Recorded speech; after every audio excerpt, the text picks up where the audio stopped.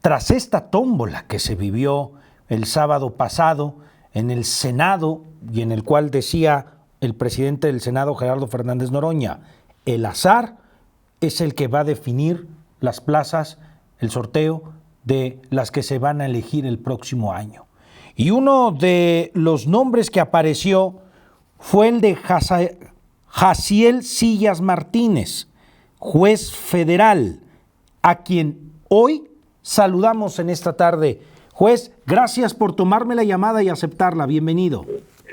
¿Qué tal, Jonathan? Muy buenas tardes. Muchísimas gracias por el espacio. Su nombre apareció en el sábado en el sorteo, en esta tómbola, y usted mismo había manifestado que apareció su nombre. El año que viene, ¿usted ya no tendrá trabajo, juez? Pues aparentemente así es como se ha hecho este procedimiento, este proceso tan vergonzoso en el que estamos metidos todos los mexicanos, no solamente las juezas, los jueces, magistrados y magistrados, sino que esto afecta directamente al pueblo de México, ¿no? La elección de personas juzgadoras a través del voto popular es de verdad una falsa promesa de que con ello se pueda mejorar la impartición de justicia en este país. Y sí, en efecto, o sea, se supone que para el próximo año yo seré destituido a partir del mes de septiembre. Uh-huh. El próximo año, a partir del mes de septiembre, a usted le dijeron, o sea, a usted le van a decir por el sorteo, por la tómbola, su lugar va a ser elegido, pero apareció su nombre en la tómbola y usted se tiene que ir.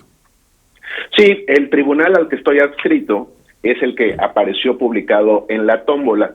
Y después de eso, en un acto completamente arbitrario, ridículo, como se ha dado todo esto, el Senado de la República dijo que giraría instrucciones al Consejo de la Judicatura Federal para que no se hagan cambios de adscripciones y que las personas titulares de los órganos jurisdiccionales que fueron sorteados no puedan evitar ser destituidos, ¿no? Entre otras muchas cosas que hacen este circo pues tan infame, ¿no? Se le quiso dar una solemnidad a algo que plenamente estaba definiendo el azar. Y yo lo primero que le preguntaría, juez, es, ¿de verdad la justicia se puede definir en el azar? Ya sé que van a ir a elegir sus lugares vía del voto popular, pero el origen, la extracción de todo esto fue desde el azar. ¿De verdad el país tiene las condiciones para hacerlo así?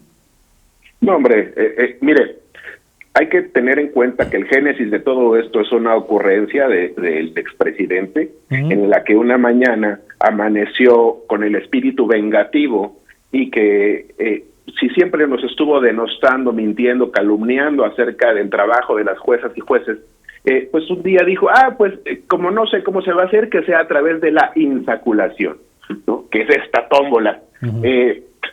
Evidentemente una tómbola no puede ser en un estado de derecho serio que se jacte de serlo, no puede ser el mecanismo para elegir qué personas juzgadoras se van o se quedan de sus puestos, ¿no? Porque hay que tener en consideración que la impartición de justicia debe estar en manos de gente que está preparada. Todas las personas juzgadoras que hemos llegado a estos puestos ha sido a través de años de esfuerzos de algo que hasta hoy se llamaba carrera judicial y que permitía a la institución del Poder Judicial de la Federación poder acceder a los cargos superiores a través de exámenes de oposición que se dieran con el esfuerzo, con el estudio constante, con la preparación y con los años de servicio para poder acceder a ellos. Esa es la manera adecuada de poder acceder a cargos públicos.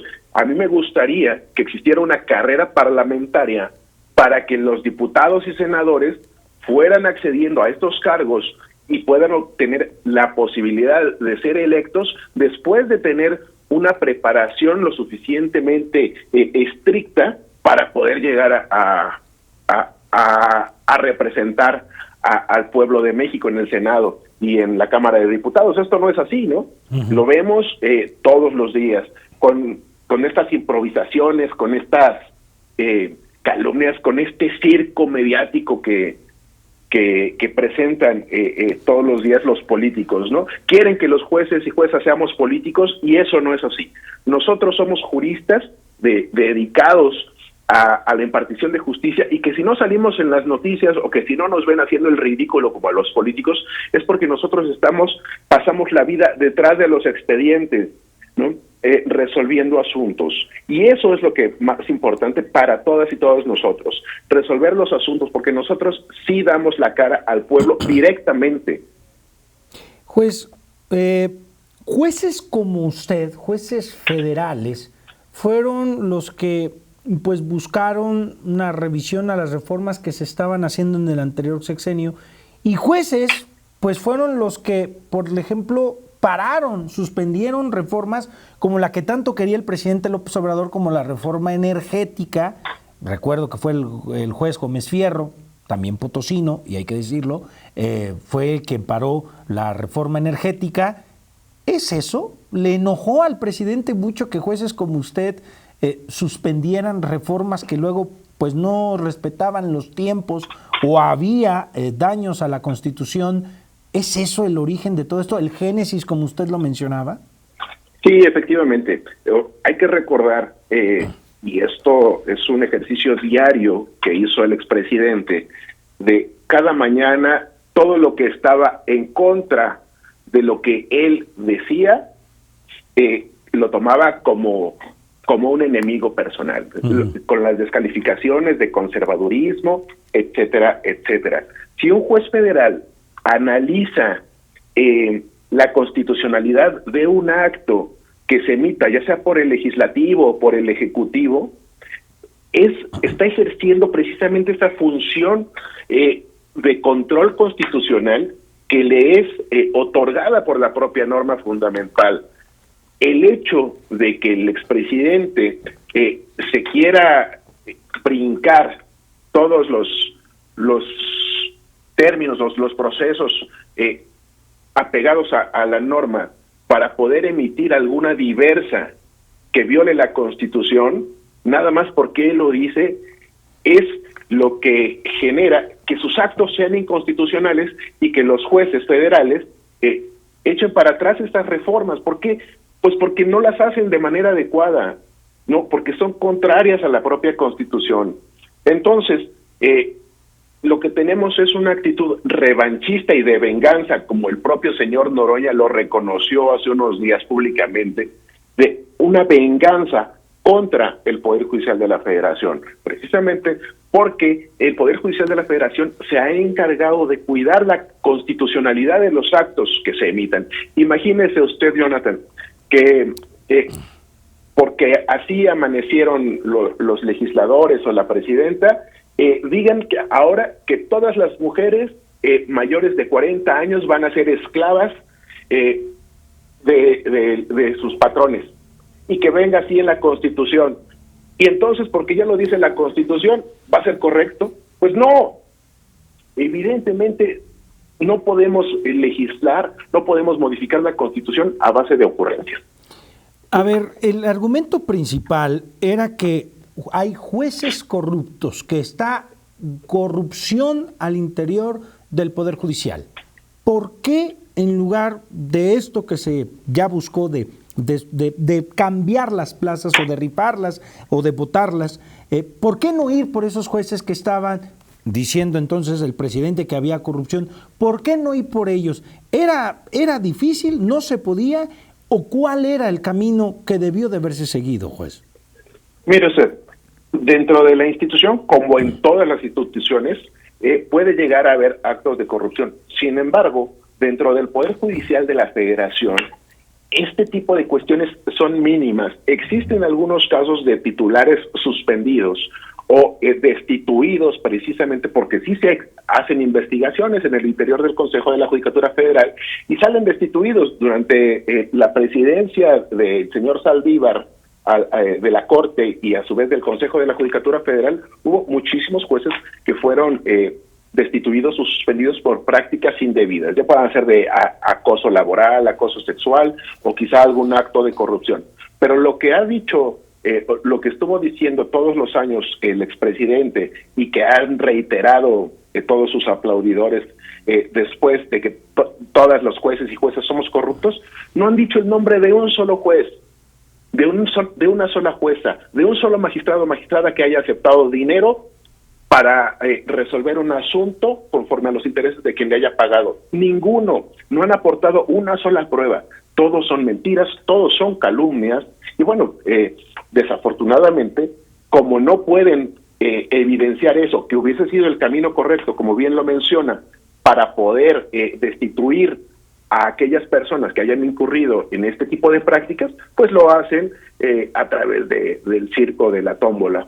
Claro, dentro de ahí aparece su nombre, su número, o en este caso de la circunscripción que usted le toca. A ver, juez, yo quiero preguntarle esta parte porque nos hemos concentrado mucho en el que les han quitado su puesto o los van a cambiar o los van a votar, pero para el auditorio que lo escucha, el cargo que se va a votar, que usted va a dejar por medio de esta tómbola, ¿qué es lo que va a definir?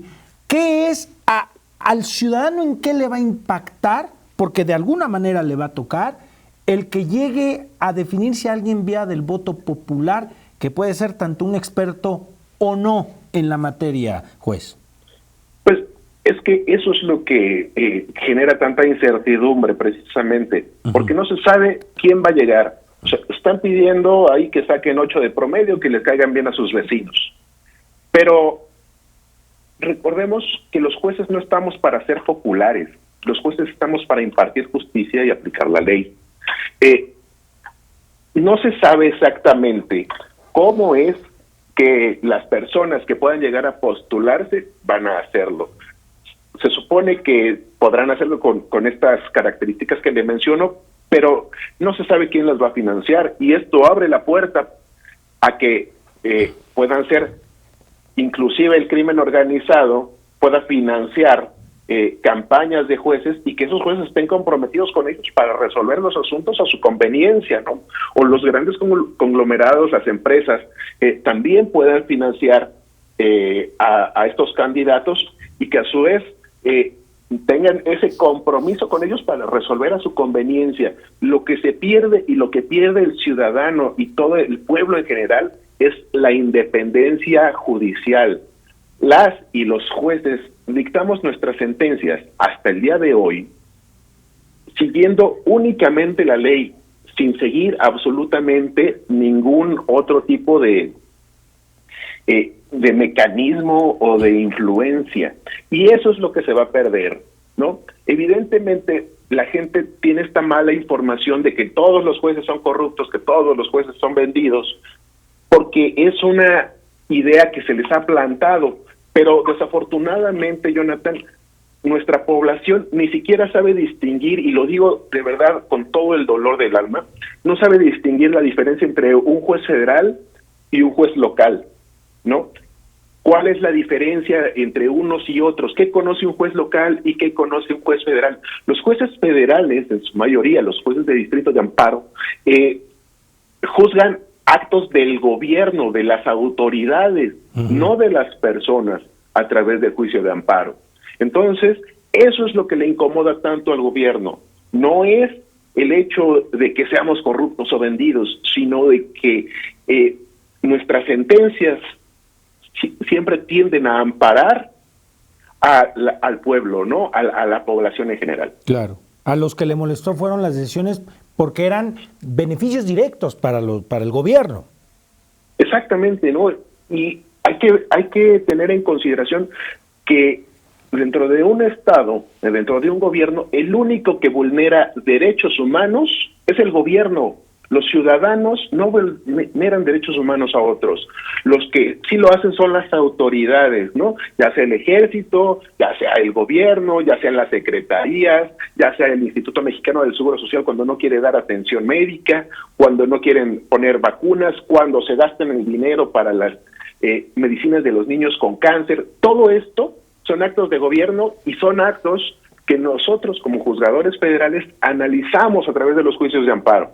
Entonces, eso es lo que tanto le incomoda al gobierno, que haya sentencias por parte de los jueces federales que le impongan y lo condenen a hacer a lo que está obligado.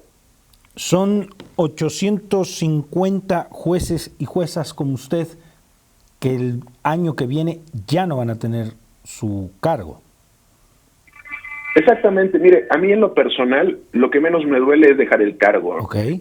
Yo estoy con mi conciencia tranquila de que todos estos años que tengo de carrera y de servicio lo he hecho de manera limpia, que no he recibido nunca un solo peso de ninguna de las partes que han sometido sus problemas a mi jurisdicción, que yo puedo dormir tranquilo y que tengo la conciencia tranquila, ¿no? Mi ética, mi dignidad, mis principios, mis valores y mi integridad están intactos por toda esta trayectoria de más de 20 años que tengo en el Poder Judicial de la Federación. Por lo tanto, dejar el cargo no me duele. A mí lo que me duele es que se vulnere el Estado de Derecho y que quiten a la independencia judicial y la nobleza que tenía el Poder Judicial de la Federación a través de la carrera judicial. Eso sí, eso es lamentabilísimo. Fue humillarlos con la tómbola. Sí, evidentemente, pues es que como es un circo y como es, imagínese, creo que este señor Noroña, con los antecedentes que tiene, haciéndola ahí de niño gritón en una tómbola, pues es absolutamente vergonzoso. Claro que es humillante para todas las personas juzgadoras que a través de una carrera de esfuerzo y dedicación salimos ahí para ser destituidos, y los que no nos vamos en 2025 se irán en 2027, ¿no? A menos que se presten a participar en estas elecciones, que quién sabe qué naturaleza puedan tener. ¿Usted ya no puede participar o sí? Se supone que todos los que hemos salido para ser destituidos tenemos este pase directo para la participación en las elecciones. Sin embargo, es prestarnos a hacer un juego absurdo al gobierno, ¿no? No sabemos, o sea, nosotros estamos en nuestros juzgados, en nuestros tribunales, detrás de los expedientes. Nosotros no estamos para hacer campañas políticas. No, ¿qué podemos prometer en una campaña política? Sí, voy a resolver conforme les a lo que prometo tú me resolver digas. 100 casos por mes. Exacto, ¿no? O sea, es absurdo, ¿no? Es completamente absurdo, porque nuestro criterio jurídico no se puede comprometer en una promesa de campaña. Entonces, este tipo de cosas, pues prestarnos a este tipo de circunstancias, atenta también contra nuestra dignidad y nuestros principios que hemos formado dentro de la carrera judicial. Híjole, pues juez, yo le agradezco que me haya aceptado la llamada, lo he visto muy activo en medios nacionales. Si me lo permite, sigamos al habla, porque va a ser muy importante ver cómo se definan bien las leyes secundarias, si es que ya no se les repiten, porque se les están repitiendo la integración de las leyes secundarias. Así que si me lo permite, sigamos al habla, juez. Claro que sí, con todo gusto estoy para servirle, Jonathan. Habrá que esperar también a lo que resuelva la Suprema Corte de Justicia de la Nación con las acciones de inconstitucionalidad, etcétera, amparos, y sobre todo ver si la Suprema Corte de Justicia de la Nación resuelve que esta reforma es inconstitucional e inconvencional, la forma en la que la acataría, en su caso, la Presidenta de la República y el Congreso de la Unión. ¿Sí lo ve que lo haga, juez? Pues es que si no lo hace, vulneraría el Estado de Derecho por completo. Recordemos que el Estado de Derecho es como la palabra de honor que tiene el Estado, el gobierno, de cumplir con las leyes. Todos estamos en un Estado de Derecho porque cumplimos con las leyes, y cuando ese Estado de Derecho se rompe por las propias autoridades, entonces tenemos un problema mayúsculo, y esto puede generar un Estado tiránico. Gracias siempre, juez. Seguimos al habla. Muchísimas gracias a usted, Jonathan. Que tenga muy buena tarde. Que saludos a su tenga auditorio. buena tarde. Es el juez federal en el Estado de México, Jaciel Sillas Martínez. Su nombre apareció en la tómbola de estos lugares que se tienen que dejar para que sean elegidos el próximo año, y habló con nosotros en esta tarde en Global Media.